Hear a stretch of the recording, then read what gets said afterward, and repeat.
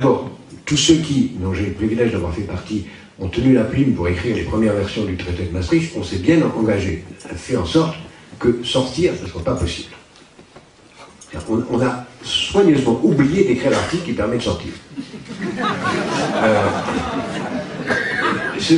C'était pas très démocratique, évidemment, mais c'était une grande garantie pour rendre les choses plus difficiles, pour nous forcer d'avancer.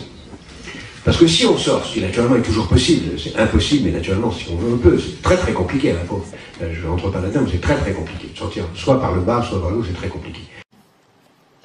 Il faut lentement mais sûrement comprendre qu'il n'y a plus de politique intérieure nationale. Il n'y a plus que des politiques européennes qui sont partagées dans une souveraineté commune. L'ordre polycentrique n'est pas capable d'installer un ordre de droit mondial, alors que le marché, lui, s'installe mondialement. Donc on aura un marché sans règles de droit, ce qui va entraîner deux évolutions. La première, c'est que le marché va s'étendre à des secteurs pour lesquels, jusqu'à présent, il n'avait pas accès, tels que la santé, l'éducation, la justice, la police, les affaires étrangères.